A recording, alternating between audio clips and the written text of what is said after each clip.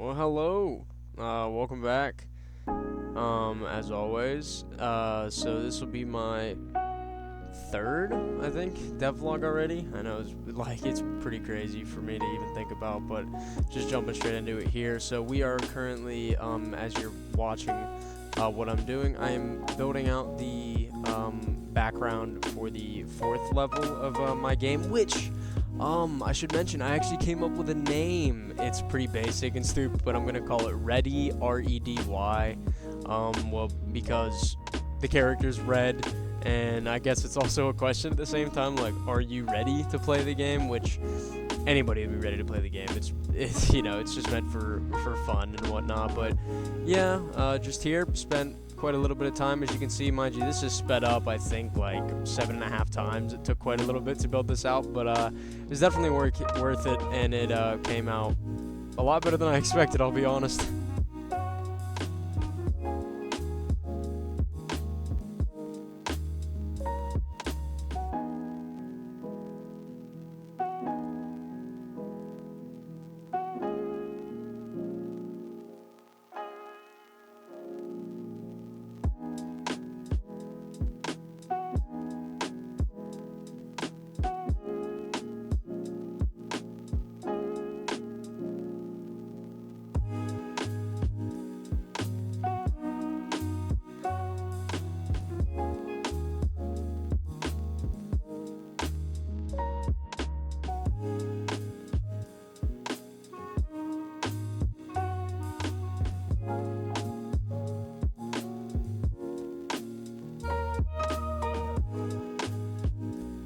And then, yeah, just right about here, just finished out the background and got it to where I liked it. So then just resized it, sized it up a little bit. And then here what I'm doing is building out the platforms for what the characters are going to walk on. It's, if you've watched any of the other ones, it's pretty much always the same thing, just having to repeat the same process for different levels. But I also should mention, because I brought it up in the last devlog, that I just now remembered as talking about it, or else I would have completely forgot about it.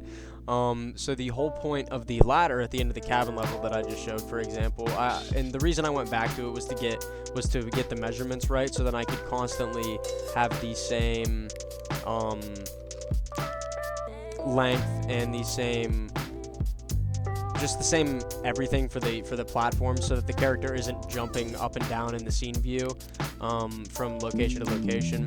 And then here what I'm doing is just building out the sprite for everything underneath the platforms you're going to walk on. And yeah, so in the cabin level, the whole reason that I had a ladder was to indicate that under the cabin there is something underground, which is what the level 4 is, the cave. And then here, just going back into the previous thing, getting the right measurements. I forgot to make the thing a platform so I could walk on it at first, but so usually what I've started to learn to do now is once I build out the background and the platforms and everything that I want, then I start adding some code to the scene to be able to make the person, or be able to make the player functionable. And then right here what I'm doing is making the design for one of the enemies on the level. And once again, like I said in the previous one, when it comes to these, I just do whatever I think of in the moment. Like, there's no rhyme or reason for any of the stuff I do. I just come up with the design right then and there, and I just go for it. I don't know how I do it, but I do.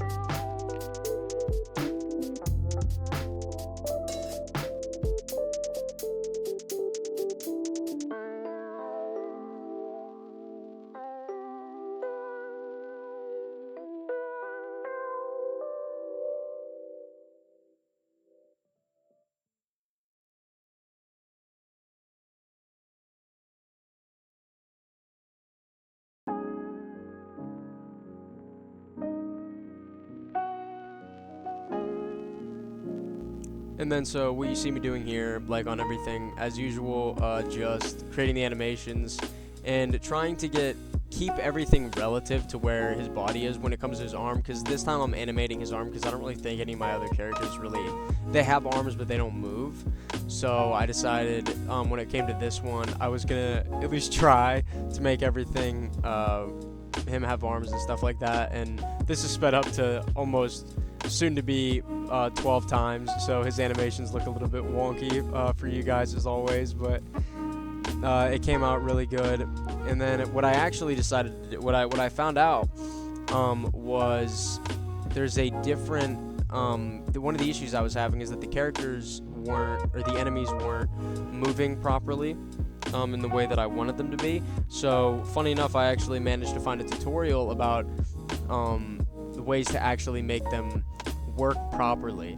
And so what you see me do is I actually go into my previous level, and because this is the one that it started bothering me on the most, and just making everything, switching the entire movement set of all of them and the ways that they work. So the way it works is that whenever the new movement set works, it is whenever the enemy runs into a specifically named, in this example, platform, it will move the opposite direction, and then another separately named platform, it will move the opposite direction. So it'll constantly be moving back and forth between them, which is something I was having an issue with. So what you see me doing is I had to go through, run through all of it again, and then delete a bunch of the things and just rename them into different sprites to be able to put it into the code, so the code would recognize, hey, when he runs into this one, go the other way, runs into that one, go the other way.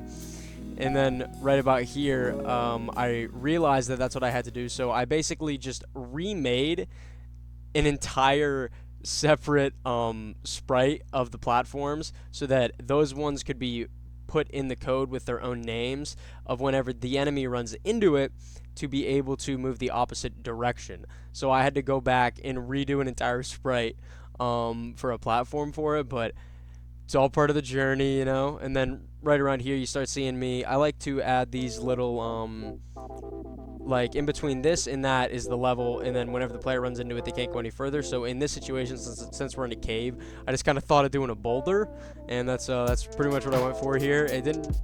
It's not perfect, but nothing ever is, you know.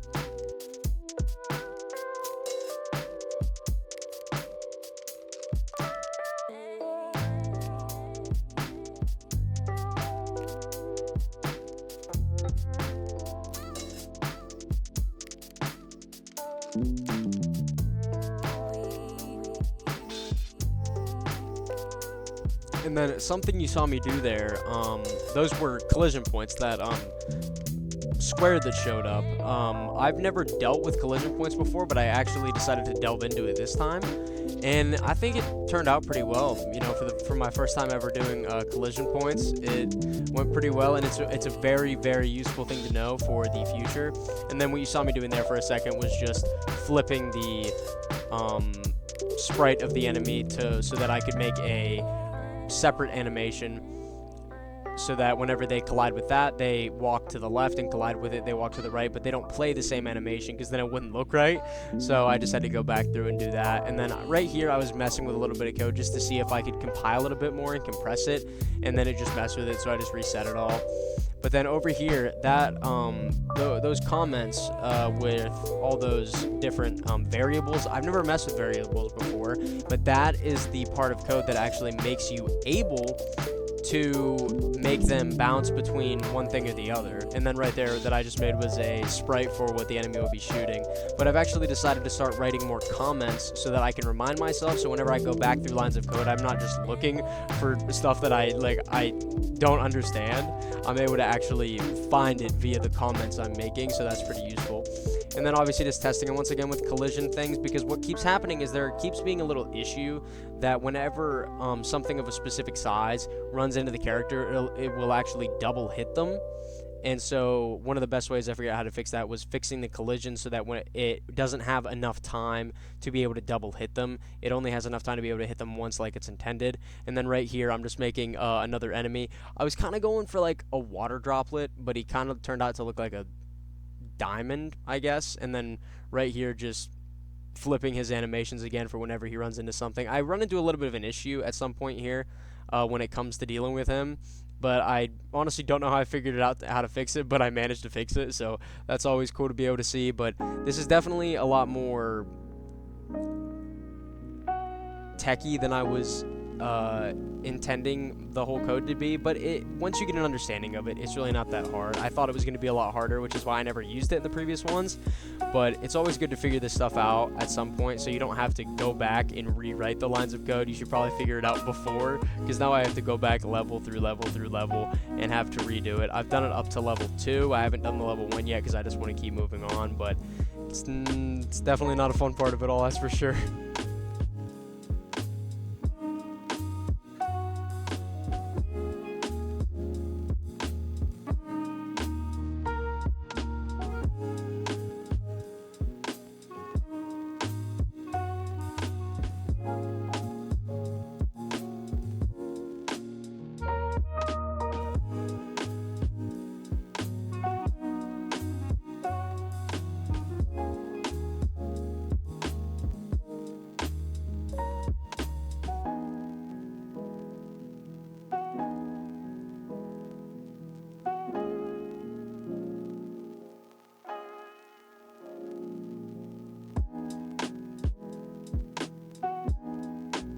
And then what I'm doing here is just adjusting more collisions and just building out more level design. The entirety of the cave level, which I'm pretty sure it's level 4, yeah. The entirety of it only took me 3.5 hours. And mind you, I'm writing even more code than I ever have before, and just adjusting everything just so much faster, and there's way less troubleshooting because everything is working out as intended. And then obviously what I do there is I change the game over screen to whenever you die on that current level to whenever you hit the retry to restart you on that current level and not restart you at a different level. So that was the whole purpose of that.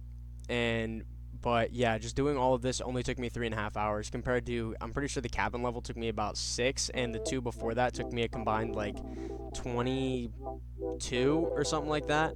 I don't know what I was going for here. I decided to just delete it and then draw it all by hand instead of using whatever tool it was there. It was definitely a little time consuming, but it came out pretty well that I'm pretty happy with. And yeah, but it took me way less time, and I wrote even more code than I ever have, and I actually made my first background for a level, for a next level screen, because, well, the next one's going to be a boss level, so I figured why not do something a little bit extra special for it. And so right here I'm actually trying to make it through my level to make sure that picking up the coin works, and I kept failing a couple times, but it worked there. And then actually going back through here, you'll see me a little bit, I'm rewriting lines of code for movement for my previous level, which was not fun to do because then I had to go through all of it. You'll see me at one point deleting objects and then replacing them with exact same ones, just name something different so that the movement works. But yeah, today was a very productive day, and it went very, very well. And I'm glad I can bring you guys along for the journey for me, because I could see myself getting done with this a lot sooner than I expected. But as always, I appreciate you coming out to listen and watch. And yeah, thanks for watching as always.